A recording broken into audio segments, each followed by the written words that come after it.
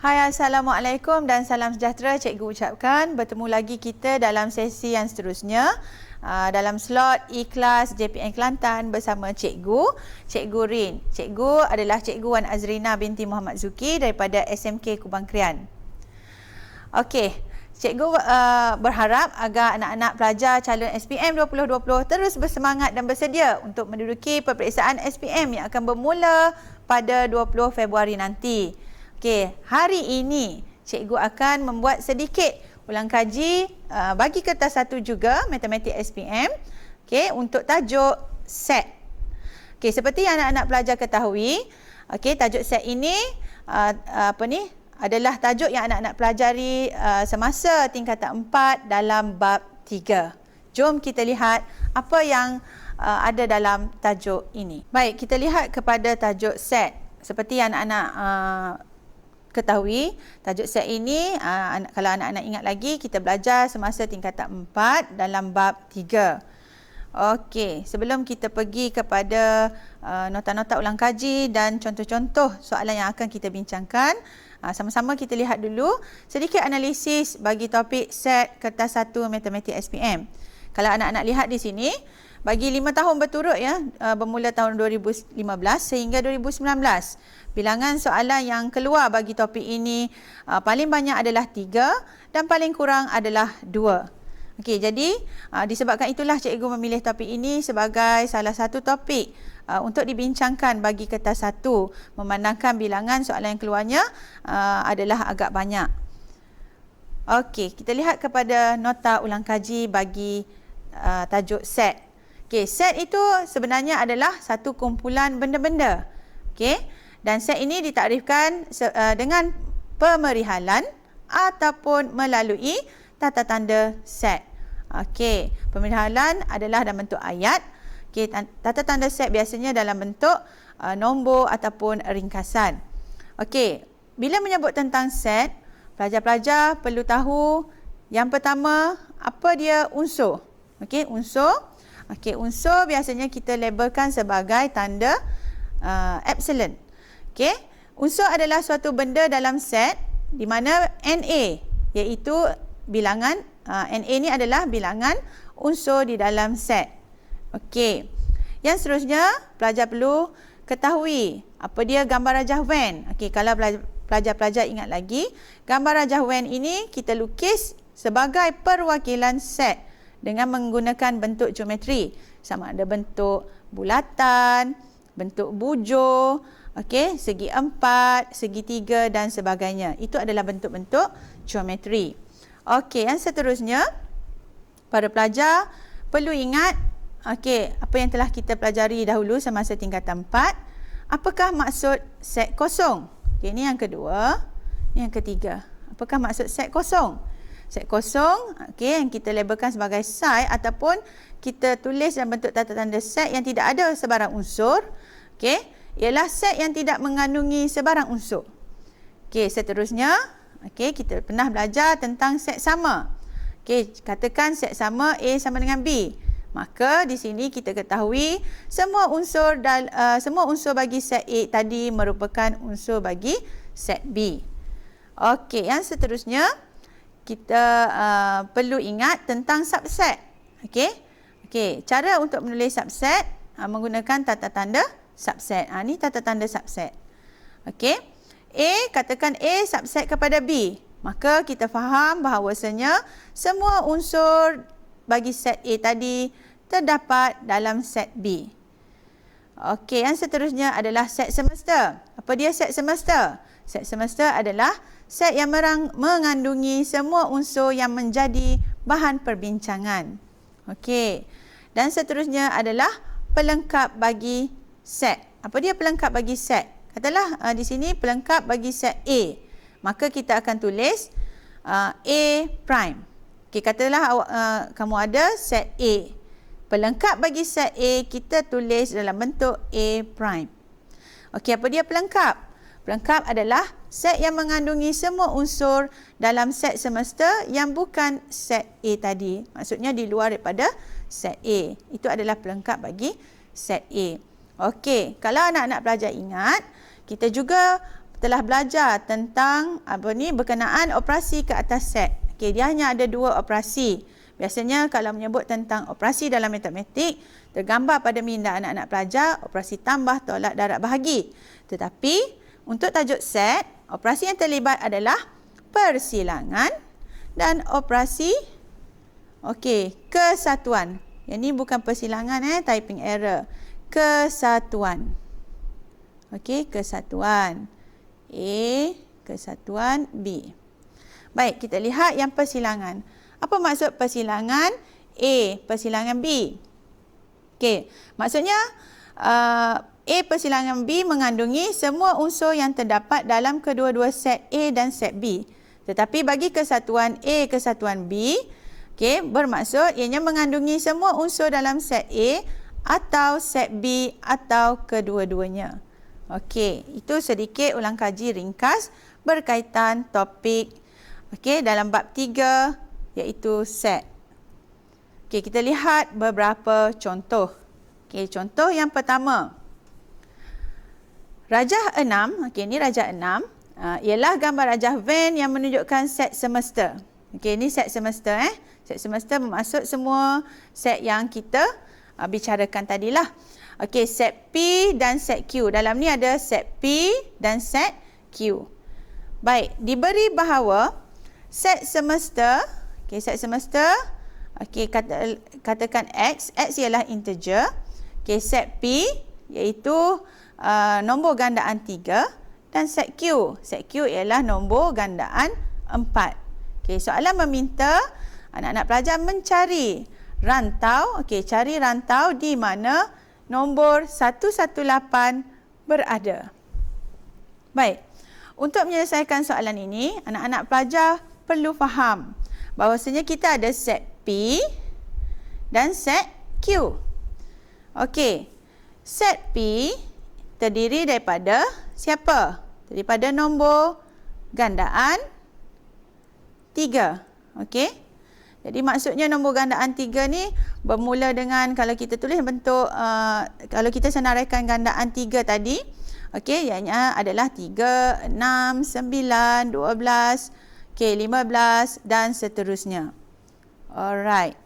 Okey, Q pula adalah nombor gandaan 4. Okey, Q adalah gandaan 4.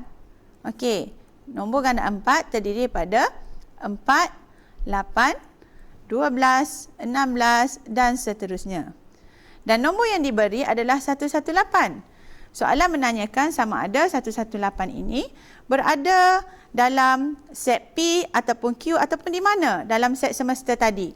Okey, jadi anak-anak pelajar hanya perlu mengambil nilai 118. Okey, kita bahagikan dengan 3. So, kita akan dapat 39.33. Apabila nombor yang kita dapat adalah nombor perpuluhan, maka kita ketahui bahawasanya 118 ini bukan nombor gandaan 3. Okey? Dan kita ambil lagi sekali nombor 118 ini, kita bahagi dengan 4. Jadi kita akan dapat 29.5. Okey, dalam situasi ini, apabila kita dapat nombor perpuluhan,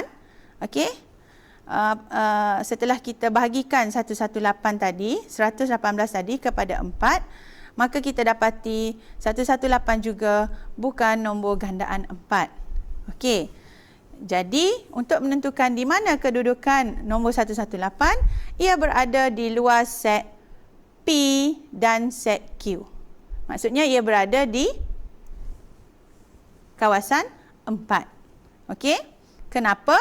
Kerana 118 tadi bukan gandaan 3 dan bukan gandaan 4. Jadi dia tidak termasuk dalam set P dan Q kerana kita tahu P adalah kawasan gandaan 3 dan Q ini adalah kawasan gandaan 4. Maka apabila 118 tadi, bila kita dapati hasil bahaginya adalah nombor perpuluhan, dia tidak berada dalam set P dan Q, maka dia berada di luar set P dan Q tersebut dan dia berada di sini, iaitu di kawasan 4. Jadi jawapannya adalah D. Okey, kita lihat contoh yang kedua. Okey, contoh kedua, Jadual 1 menunjukkan bilangan murid tingkatan 5 dan bilangan ahli pengakap di sebuah sekolah. Okey, dia ada jadual. Okey, tingkatan 5 bilangan muridnya adalah 150 dan bilangan murid tingkatan 5 yang menjadi ahli pengakap adalah 110.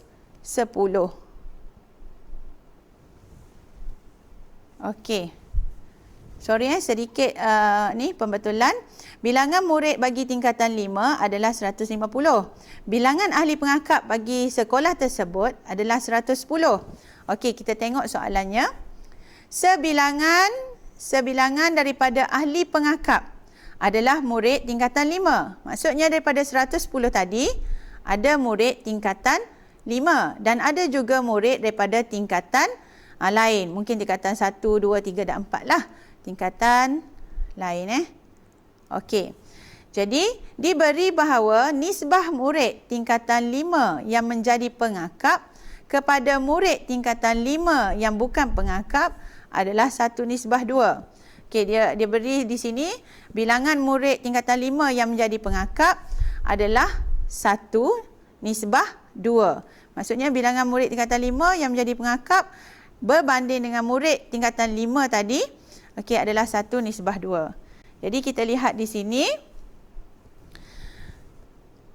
1:2 sebenarnya terdiri daripada 3 bahagian. Yang ni yang perkara pertama yang perlu pelajar faham. Okey, jadi kita ada 150 orang murid tingkatan 5. Okey, 150 orang murid tingkatan 5 tadi bersamaan dengan 3 bahagian. Jadi kita bahagikan dengan 3. Okey, jadi untuk satu bahagian kita akan dapat 50. Maka kita tahu di sini bahawasanya bilangan murid tingkatan 5 yang menyertai pengakap yang menjadi pengakap adalah 50. Okey, yang bukan pengakap adalah 100. Jadi jumlah kesemua murid tingkatan 5 adalah 150. Okey, kita lihat apa yang soalan kehendaki. Gambar rajah Venn manakah yang mewakili hubungan ini? Jadi kita ada P. P adalah jumlah pelajar tingkatan 5 keseluruhan dan Q adalah okey, mewakili pengakap. Q mewakili pengakap. Okey, jadi kita tahu set P dan set Q mempunyai hubungan. Jadi cikgu lukis gambar rajah Venn dalam bentuk ini. Okey, ni P, yang ini Q. Kita tahu jumlah pelajar tingkatan 5 keseluruhannya adalah 150. Dan melalui pengiraan tadi, kita dapati 1:2 tadi, okey, di mana 1 yang mewakili bilangan pelajar tingkatan 5 yang menjadi pengakap adalah 50 orang. Maka kita akan letakkan 50 orang murid tingkatan 5 tadi menyertai pengakap. Okey, 50 ni kalau pelajar lihat dia berada dalam P dan juga dalam Q. Okey, baki pelajar tingkatan 5 yang tidak menyertai pengakap adalah 100. Jadi jumlah keseluruhan bagi P adalah 150. Dan bagi Q pula, okay, kita perlu lengkapkan apa nak isi kat sini. Kita lihat bilangan pengakap yang ada di sekolah tersebut ialah 110. Maka kita ambil 110 ditolak dengan 50 pengakap tingkatan 5. Baki pengakap yang ada adalah 60. Maka gambar rajah Venn yang paling sesuai adalah C. Okey, tepat dengan apa yang cikgu dah lukis. Boleh ya para pelajar? Okey, yang seterusnya kita lihat contoh yang ketiga. Bagi contoh ketiga, okay, kita baca dulu soalan. Rajah 13 ialah gambar rajah Venn yang menunjukkan unsur-unsur set semester. Set P dan set Q ada dalam ni. Okey, set P dan set Q ada dalam ni. Yang ni adalah soalan SPM ulangan bagi tahun 2019. Okey. Jadi kita ada gambar rajah Venn di sini. Kita lihat dalam P ada unsur 2 dan 9. Okey, dalam Q ada unsur 3 dan 9. Okey, kemudian di luar pada set P dan Q ada unsur 6. Okey, soalan meminta anak-anak pelajar menyenaraikan semua subset. Okey, yang mungkin bagi P prime. P prime maksudnya bukan P. Okey, soalan nak subset bagi P prime. P prime bermaksud bukan P ataupun kita faham dengan pelengkap P. Okey, pelengkap P. Okey, sebelum kita selesaikan soalan ini, anak-anak pelajar perlu ingat kembali formula bagi mengira bilangan subset adalah bersamaan dengan 2 kuasa N. N ini mewakili bilangan unsur. Okey, kita ada, kalau kita tengok pada rajah ini, bukan P. Okey, yang ni adalah P. Okey, P. Ini cikgu lorekkan ni adalah P. Jadi yang nilai yang nombor yang unsur yang bukan P adalah 3 dan 6. Jadi kita ada di sini dua unsur. Iaitu kita ada dua unsur, iaitu 3 dan 6. Jadi bilangan subset yang patut kita dapat adalah 2 kuasa 2 bersamaan dengan 4. Okey, itu bilangan subset. Tetapi soalan mengkehendaki anak-anak pelajar menyenaraikan subset. Jadi kita tahu bahawasanya unsur yang kita ada adalah 3 dan 6. Okey, 3 dan 6. Maka subset yang akan kita dapat ialah 4 yang terdiri daripada set kosong, koma, okey. Kemudian digit 3, kita ambil dulu nombor 3. Kemudian 6. Okey, dan seterusnya 3, 6. Okey, jadi pilihan jawapan yang paling tepat adalah C. Set sifar, set kosong, 3, okey, set 6 dan 3, 6. Okey, di sini cikgu ingin ingatkan supaya anak-anak pelajar membaca soalan dengan teliti dan tepat. Sebab dia soalan mengkehendaki anak-anak pelajar menyenaraikan semua subset bagi P prime. Kalau kita lihat di sini, tanda prime tadi adalah terlalu kecil. Jadi cikgu harap pelajar-pelajar tidak careless lah. Kalau pelajar careless, mungkin pelajar akan nampak sebagai P. Okey, biasanya dalam peperiksaan, cikgu faham pelajar-pelajar ingin menyelesaikan sesuatu soalan tadi dengan cepat. Jadi kalau baca sekali lalu tu, nampak macam soalan nak pelajar senaraikan semua subset yang mungkin bagi P. Sedangkan yang sebenarnya adalah P prime, yang bukan P. Okey, kita pergi kepada soalan yang keempat. Okey, soalan yang keempat, diberi bahawa set P, set P ialah abjad dalam perkataan quarter dan set Q abjad dalam perkataan batu. Okey, senaraikan semua unsur dalam set. Okey, P persilangan Q ada prime tu. Maksudnya dalam set bukan P persilangan Q. Okey, ini adalah soalan SPM ulangan tahun 2020 nombor 29. Okey, kita lihat macam mana nak senaraikan atau nak selesaikan soalan ini. Yang pertama, kita senaraikan dulu.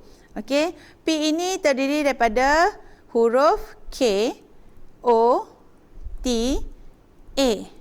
Okey. Dan Q pula terdiri daripada huruf B, A, T, U. Okey, batu. Maka soalan mengkehendaki pelajar mencari semua unsur dalam P persilangan Q prime, iaitu bukan P persilangan Q. Okey, cikgu suka menggunakan cara ini. K-O-T-A. Okey, segala unsur dalam kerana soalan ni mengkehendaki pelajar menyenaraikan P persilangan Q, okey, prime. Okey, jadi cikgu senaraikan dulu unsur dalam P, K-O-T-A. Persilangan dengan Q. Q adalah B, A, T, U. Kalau persilangan, okey, kita dapati unsur yang sama di sebelah kiri dan kanan bagi tanda persilangan tadi adalah huruf, okey, kejap huruf T dan huruf A. Okey, ini bagi persilangan. Tapi soalan mahukan pelajar menyenaraikan yang bukan persilangan P dan Q. Maka yang bukan adalah yang tidak cikgu bulatkan di sini, iaitu K, O, B, U. Okey, K, O, B, U. Jadi, jawapan yang kita dapat adalah unsur yang terdiri pada huruf K, O, B, U.